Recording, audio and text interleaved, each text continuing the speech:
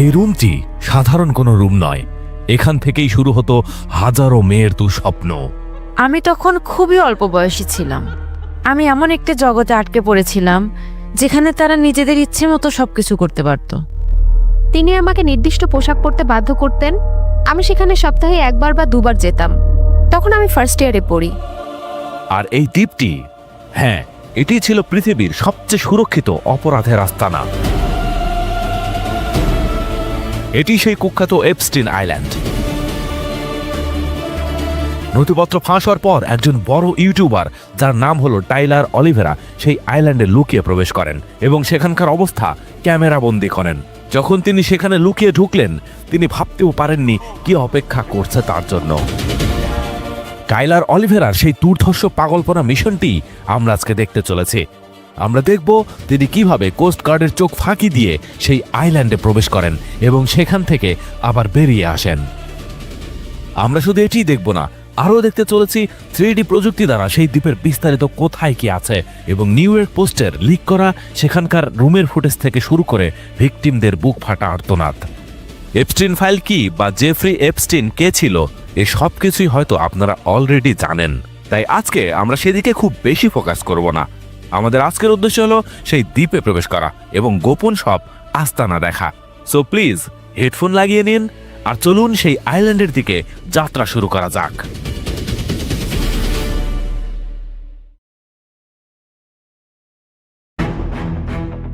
স্ক্রিনে যাকে দৌড়াতে দেখছেন তিনি হলেন বিখ্যাত ইউটিউবার টাইলার অলিভেরা।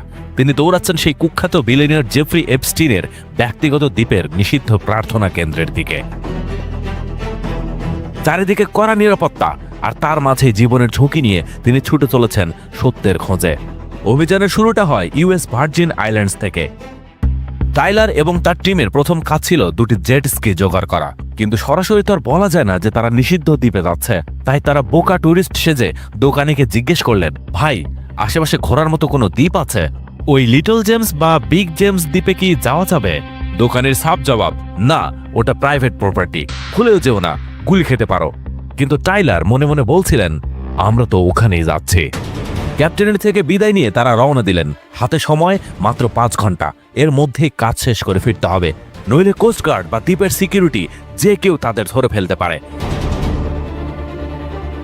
প্রায় 15 মিনিট সমুদ্র তীরে জেট স্কি চালানোর পর অবশেষে তাদের সামনে ভেসে উঠল সেই কুখ্যাত দ্বীপ লিটল জেমস, যেটাকে এখন আমরা এপস্টিন আইল্যান্ড নামে বেশি চিনি।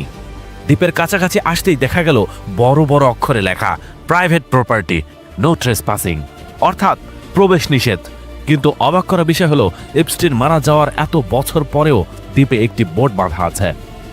শুধু তাই নয়, টাইলার বুঝতে পারলেন এই জনমানবহীন দ্বীপে তারা একা নন, অর্থাৎ এখানে আরও কেউ আছে। জেফ্রি এপস্টিন, এই একটা ব্যক্তি সারা পৃথিবীর মানুষকে যে পরিমাণ শক্ট করেছে তা ইতিহাসে বোধ হয় কেউ করতে পারেনি। আমাদের দেশে সম্প্রতি এটা নিয়ে আলোচনা চললেও সারা পৃথিবীতে অনেক আগে থেকেই এই ঘৃণ্য বিষয়টি নিয়ে আলোচনা চলছে। বিশ্বের এত বড় বড় বিত্ত আর ক্ষমতাশালীরা যে এসব কর্মকাণ্ডের পেছনে থাকতে পারে তা হয়তো কেউ কল্পনাই করেনি। আজ এই ভিডিওর শেষে আমার কিছু ব্যক্তিগত মতামত নিয়ে আলোচনা করব যে আসলে কেন তারা এসব কর্মকাণ্ডের সাথে যুক্ত হয়েছিল। আমরা টাইরানের সেই সাহসী অভিযানের দিকে শীঘ্রই প্রবেশ করব।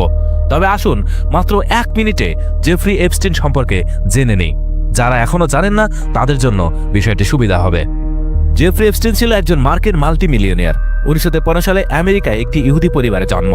তার ক্যারিয়ার শুরু হয় 1974 সালে ম্যানহাটনের একটি স্কুলে গণিত ও পদার্থবিজ্ঞানের শিক্ষক হিসেবে। এরপর ব্যাংকিং সেক্টরে এসে সে বিপুল পরিমাণ সম্পদের মালিক হয়। টাকার জোরে সে বিশ্বের বাঘা বাঘা নেতা, বিজ্ঞানী এবং হলিউড তারকাদের সাথে খাতির জমিয়েছিল। কিন্তু এই বিলাসবহুল ইমেজের আড়ালে সে চালাতো এক জঘন্য অপরাধের সাম্রাজ্য। সেই অপরাধগুলো মুখে উচ্চারণ করতেও ঘৃণা হয়। যাই হোক, 2019 সালে তাকে গ্রেফতার করা হয়। আদালতের নির্দেশে ফাঁস হওয়া হাজার হাজার পৃষ্ঠার গোপন আইনি নথিকেই বলা হয় এপস্টিন ফাইলস। এই নথিতে ভিকটিমদের জবানবন্দি এবং এপস্টিনের সাথে জড়িত হাই প্রোফাইল ব্যক্তিদের নামের তালিকা আছে। আর সে এই অপরাধ কর্মকাণ্ডগুলো ঘটাতো এক নির্জন দ্বীপে। 1998 সালে সে মাত্র $7.95 মিলিয়ন দিয়ে ইউএস ভার্জিন আইল্যান্ডের লিটল সেন্ট জেমস দ্বীপটি কিনে নেয়। নির্জন এই দ্বীপে সে গড়ে তোলে তার ব্যক্তিগত দুর্গ। 2019 সালে গ্রেফতার হওয়ার পর বিচার চলাকালীন জেলখানায় রহস্যজনক অবস্থায় তার মৃত্যু হয়।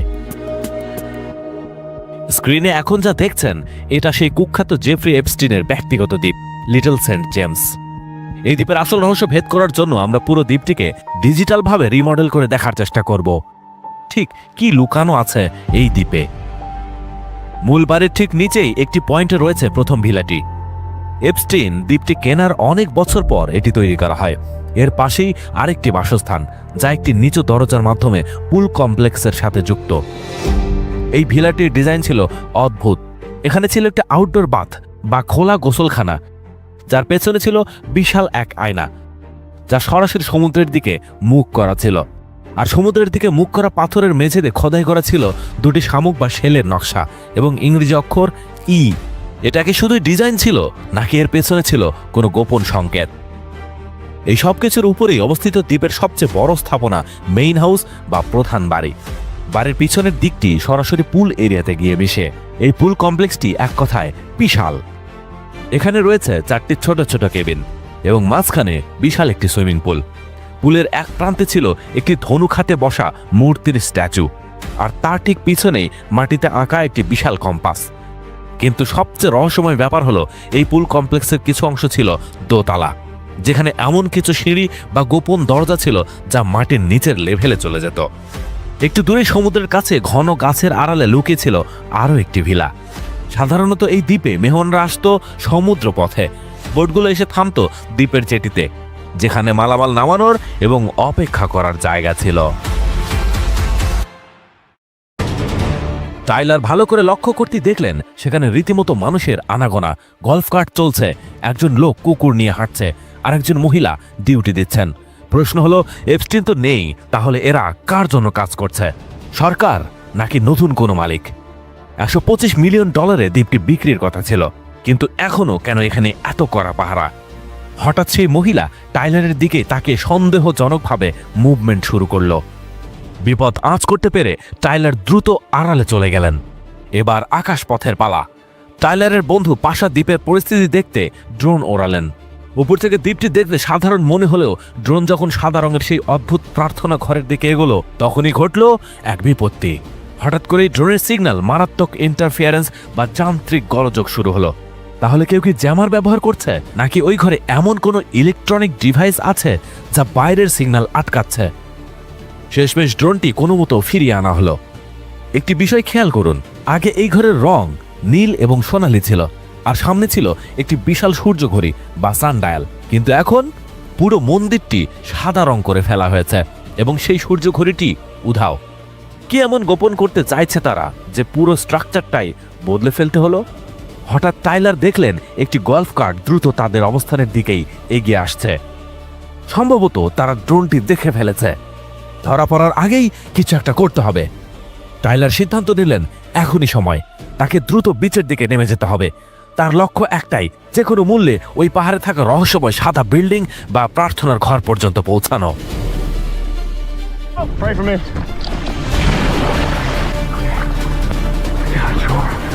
অবশেষে টাইলার নিষিদ্ধ দ্বীপে পা রাখলেন। সামনে সেই কুখ্যাত সিঁড়ি, যা সরাসরি উপরের দিকে চলে গেছে। চারিদিকে নো ট্রেসপাসিং সাইনবোর্ড তাকে সতর্ক করছে, কিন্তু টাইলার থামলেন না। ম্যাপ অনুযায়ী তিনি এখন বিচ থেকে পাহাড়ে ঢাল বেয়ে সেই ঘরটির দিকে এগোচ্ছেন। টাইলার ঝোপঝাড়ের আড়াল দিয়ে উপরে উঠে যেতে লাগলেন। ভাগ্য ভালো যে এখনো কোনো সিকিউরিটি তাকে দেখতে পারেনি। রোদের তাপে এবং পাহাড়ের খাড়া ঢালে টাইলারের অবস্থা খারাপ, কিন্তু তিনি হাল ছাড়ছেন না। পাহাড়ের একদম খাড়া অংশটা বেয়ে টাইলার অবশেষে সেই প্রেয়ার রুমের পাদদেশে পৌঁছালেন। বিশ্বাস করা কঠিন, কিন্তু তিনি এখনো আনডিটেক্টেড। এত হাই প্রোফাইল আইল্যান্ড, অথচ সিকিউরিটি ক্যামেরা বা অ্যালার্ম নেই কেন? নাকি তারা ইচ্ছে করে চুপ আছে? প্রার্থনা ঘরটির একদম সামনে দাঁড়িয়ে টাইলার যা দেখলেন তা রীতিমতো হতাশাজনক। আমি তখন খুবই অল্প বয়সী ছিলাম। আমি এমন একটি জগতে আটকে পড়েছিলাম যেখানে প্রাপ্তবয়স্করা নিজেদের ইচ্ছে মতো সবকিছু করতে পারত। আমি নিজেকে পুরোপুরি হারিয়ে ফেলেছিলাম। বাইরে থেকে সেটা খুব ঝকঝকে চকচকে একটা দুনিয়া মনে হয়, সেলিব্রিটি আর সম্পদে ভরা, কিন্তু ভেতরে আসলে বাস্তবতা একদম আলাদা। যারা আকাশপথে আসতো তারা নামতো এই ঘাস বিছানো হেলিপ্যাডে। কিন্তু পাশেই দুটি অদ্ভুত জিনিস আপনার নজর কাড়বে। পাহাড়ের ঢালে বসানো একটি বিশাল বানরের মূর্তি, আর তার পাশেই পাথরের তৈরি একটি সিঁড়ি, যা পাহাড়ের উপরে উঠে হঠাৎ করে শেষ হয়ে গেছে। স্থানীয়রা এর নাম দিয়েছিল দ্য স্টেয়ার্স টু নোহোয়্যার, বা গন্তব্যহীন সিঁড়ি। এবার আসি দ্বীপের মাঝখানের অংশে। এখানে বিলাসিতার চেয়ে নিয়ন্ত্রণ বা কন্ট্রোল বেশি গুরুত্বপূর্ণ। গাছের আড়ালে লুকিয়ে থাকা একটি নিচু বিল্ডিং দেখা যায়, যার আসল উদ্দেশ্য আজও অজানা। ঠিক তার পেছনেই দ্বীপের মেইন সার্ভিস এরিয়া। এই অংশেই ছিল মেশিনগুলো যা পুরো দ্বীপকে সচল রাখত। সমুদ্রের জল মিষ্টি করার প্ল্যান্ট, পাওয়ার জেনারেটর এবং স্টোরেজ রুম। এর মধ্যে কিছু বিল্ডিং পাহাড় কেটে সরাসরি মাটির ভেতরে তৈরি করা হয়েছিল। ড্রোন ফুটেজে দেখা গেছে কিছু দরজা পাহাড়ের গভীরে চলে গেছে, যা দেখে প্রশ্ন জাগে, মাটির নিচে কি কোনো গোপন টানেল বা বাংকার ছিল? দক্ষিণের দিকে এগুলো দেখা মিলবে সেই বিশাল সূর্যঘড়ি বা সানডায়ালের। একসময় এর চারপাশে রং বেরঙের 13টি বেঞ্চ সাজানো ছিল। কনস্পিরেসি থিওরি অনুযায়ী এই 13টি বেঞ্চ নাকি পৃথিবীর 13টি শক্তিশালী ব্লাড লাইন বা বংশের প্রতীক। আমি একই সাথে ভয় পাচ্ছিলাম। আমি জানতাম না সে রেগে যাবে কিনা, তাই আমি চুপচাপ করে তার আদেশ পালন করছিলাম। সে আমাকে নির্দিষ্ট পোশাক পরতে বাধ্য করত এবং তাকে মাস্ক করতে বলতো, কিন্তু এরপর সে সীমা অতিক্রম করতে শুরু করলো। সে আমার সামনেই খুব জঘন্য এবং অশালীন আচরণ করত। আমাকে দিয়ে এমন কিছু কাজ করাতো যা মুখে বলা সম্ভব না। নিজের মন মতো কাজ শেষ হলে সে আমাকে থামতে বলতো। কাজ শেষে সে আমাকে সেই $300 ধরিয়ে দিত। আমি সেখানে সপ্তাহে একবার বা দুবার যেতাম। উপকূলের কাছেই খড়ের চালের নিচে একটি খোলা কেবিনে দেখা যেত মাসাজ টেবিল। উঁচু জায়গায় একটি বড় বিল্ডিং রয়েছে, যার 3টি গ্যারেজ ডোর এবং সিল করা জানালা। কেউ বলে এটি স্টাফদের থাকার জায়গা, আবার কেউ বলে স্টোরেজ। এবার আসি দ্বীপের সবচেয়ে ভয়ঙ্কর অংশে, দক্ষিণ পশ্চিম কোণে অবস্থিত সেই কুখ্যাত মন্দির। যারা শুরুতে এখানে গিয়েছিল তারা বলেছিল ভেতরে ছিল একটি মিউজিক রুম, পিয়ানো এবং দেওয়ালে ঝুলানো এপস্টিনের অদ্ভুত সব পোর্ট্রেট। ড্রোন ফুটেজে দেখা যায় ভেতরে শুধুই আবর্জনা, তোষক এবং ভাঙাচোরা জিনিসপত্র, যেন তড়িঘড়ি করে সব প্রমাণ সরিয়ে ফেলা হয়েছে। অনেকের বিশ্বাস মন্দিরের পাশে থাকা ছোট শেডটি আসলে মাটির নিচে যাওয়ার গোপন রাস্তা। দ্বীপের এই অংশটি ছিল আবর্জনা ফেলার জায়গা। মাটির নিচে চাপা দেওয়া হতো মেশিনপত্র থেকে শুরু করে আসবাবপত্র। ডাম্পিং গ্রাউন্ডের ঠিক উপরে ছিল দ্বিতীয় একটা সুইমিং পুল। মেইন হাউসের পুলের মতো এটি অতটা জমকালো নয়। দ্বীপের সর্বোচ্চ চূড়ায় ছিল একটি বিশাল টেলিকম টাওয়ার এবং চারিদিকে ছড়ানো ওয়াইফাই রিপিটার, অর্থাৎ দ্বীপের প্রতিটি কোণা 24 ঘন্টা নজরদারিতে রাখা হতো।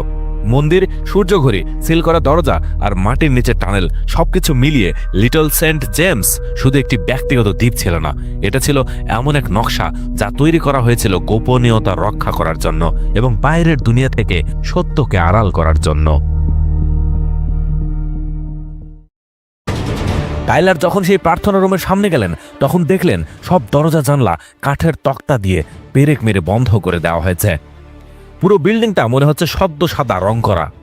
একসময় যেখানে নীল গম্বুজ ছিল, এখন সেখানে শুধুই সাদা দেওয়াল। আর অদ্ভুত বিষয় হলো এই ঘরের বাইরে ছড়ানো ছিটানো কিছু বেঞ্চ, যা জায়গার সাথে একদমই বেমানান। ঠিক সেই মুহূর্তেই সমুদ্রে একটি পালতলা নৌকা নজরে এলো। বিপদ বাড়ছে। টাইলার বুঝলেন বেশিক্ষণ এখানে থাকা যাবে না। নামার সময় টাইলার একটা আন্ডার কনস্ট্রাকশন সাইটের পাশ দিয়ে যাচ্ছিলেন। হঠাৎ পাথরের আড়াল থেকে তিনি কাউকে দেখলেন। মুহূর্তের মধ্যে পরিস্থিতি বদলে গেল। টাইরানকে সিকিউরিটি দেখে ফেলেছে। শুরু হলো ধাওয়া।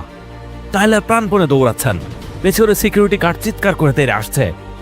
ভাষা বোঝা যাচ্ছে না, কিন্তু তাদের উদ্দেশ্য যে ভালো না সেটা পরিষ্কার। টাইলার জানেন একবার ধরা পড়লে আর রক্ষা নেই। তিনি পাহাড়ের ঢাল বেয়ে নিচে বিচের দিকে ছুটলেন, যেখানে তার বন্ধু পাশা জেট স্কি নিয়ে অপেক্ষা করার কথা। দৌড়াতে দৌড়াতে টাইলার এসে পৌঁছালেন খাদের একদম কিনারে। সামনে গভীর সমুদ্র, পেছনে সিকিউরিটি, পালানোর আর কোনো রাস্তা নেই। ঠিক সেই মুহূর্তে দেবদূতের মতো জেট স্কি নিয়ে হাজির হলেন বন্ধু পাশা। টাইলার আর এক মুহূর্ত দেরি না করে সেখান থেকে বেরিয়ে আসলেন। ভাগ্যিস পাশা ঠিক সময় এসেছিলেন। আন্তর্জাতিক জলসীমায় পৌঁছে টাইলার যেন নতুন জীবন পেলেন। হাঁপাতে হাঁপাতে তিনি দ্বীপের দিকে তাকিয়ে শেষবার প্রশ্ন ছুড়ে দিলেন, কি লুকিয়ে রেখেছ তোমরা এই সাদা দেওয়ালের পিছনে?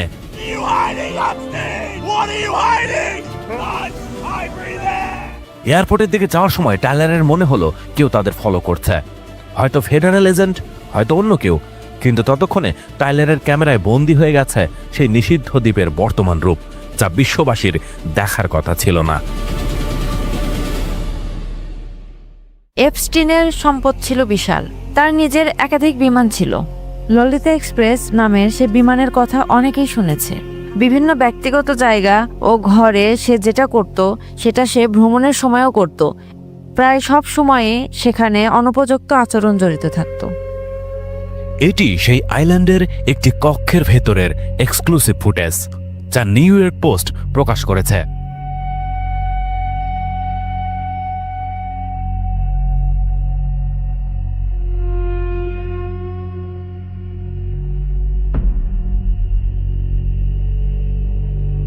রুমের বিশাল জানালা দিয়ে বাইরে তাকালেই চোখে পড়ে সেই সুইমিং পুল এবং আশেপাশে আরও কিছু স্থাপনা। এখান থেকে বাম দিকে এগিয়ে গেলে একটি সিঁড়ি চোখে পড়ে, যা সরাসরি সমুদ্র তীরের দিকে নেমে গেছে। সিঁড়িটি বেশ উন্মুক্ত এবং নির্জন। ঠিক এখানেই রয়েছে সেই রহস্যময় কালো মূর্তিটি, একজন ধনুকধারী যে এমন ভঙ্গিমায় বসে আছে যেন এইমাত্র তার হাত থেকে তীর ছুটে গেছে। আমি তাকে বারবার থামতে বলেছিলাম প্লিজ থামুন। তার থামার কোনো ইচ্ছে ছিল না। সে যা চেয়েছিল সেটাই আমার সাথে করছিল। ওই দিন পর আমি আর কখনো যাইনি। আমি আতঙ্কিত ছিলাম। আমি এমনকি ভয়ে আমার স্কুলও ছেড়ে দিয়েছিলাম।